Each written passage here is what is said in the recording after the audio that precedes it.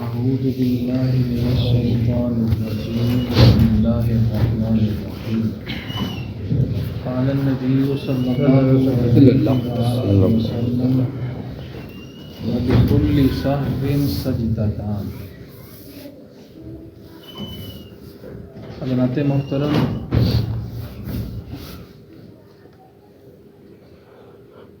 اللہ تعالیٰ اپنے بندوں کو دو طرح آزماتا ہے. پہلا آزمانے کا طریقہ اللہ کا یہ ہے کہ اللہ کوئی نعمت دیتا ہے تو پھر بندے کو آزماتا ہے. دوسرا طریقہ آزمانے کا اللہ تعالیٰ کا یہ ہے کہ اللہ دی ہوئی نعمت کو واپس لیتا ہے تو پھر بندے کو آزماتا ہے. میں جس صدمے سے، تکلیف سے اور مصیبت سے دوچار ہوں، آپ حضرات سے صرف اتنی گزارش کرنے آیا ہوں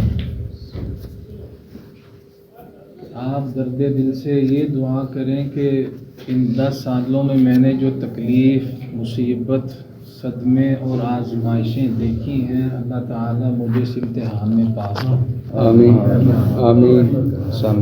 اللہ مجھے بھی اور میرے بچوں کو بھی اللہ صبر عطا فرمائے. آمین.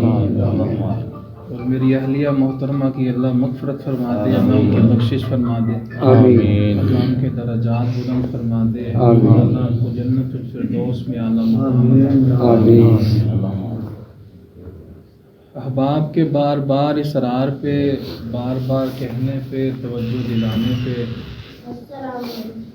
آج سے ہم دروس کا سلسلہ اللہ کی خالص توفیق اور اس کی عنایت سے شروع کر رہے ہیں انشاءاللہ. سجدہ سہو کے حوالے سے ہماری گفتگو جاری اور ساری تھی. وہ مقام جب نماز میں کمی واقع ہو جائے تو سجدہ سہو کرنے کے کون کون سے طریقے ہیں، اس پہ ہماری تفصیلی گفتگو پہلے ہو چکی ہے.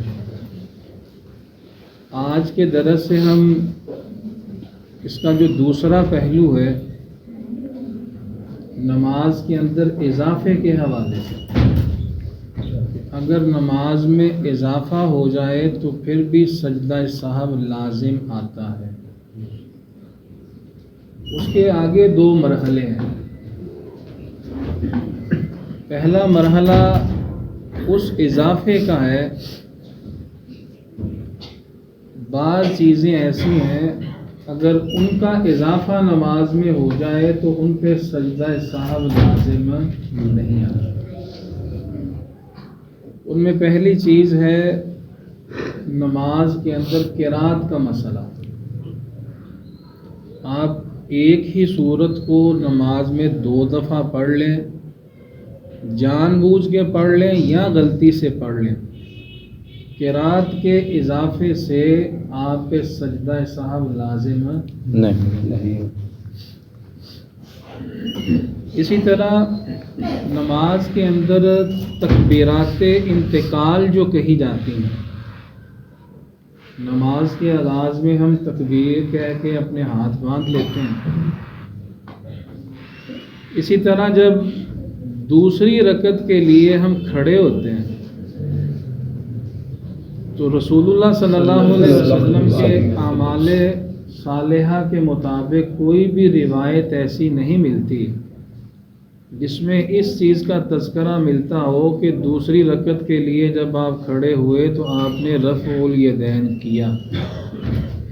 لیکن بہت سے نمازی آپ نے دیکھے ہوں گے جب وہ دوسری رکعت کے لیے کھڑے ہوتے ہیں تو وہ غلطی سے ہاتھ اٹھاتے ہیں. یہ بھی نماز میں اضافہ ہے. اور بہت سے نمازی آپ نے ایسے بھی دیکھے ہوں گے جب چوتھی رکعت کے لیے ہم تیسری رکعت پڑھ کے کھڑے ہوتے ہیں نا تو وہ پھر بھی غلطی سے اٹھاتے ہیں.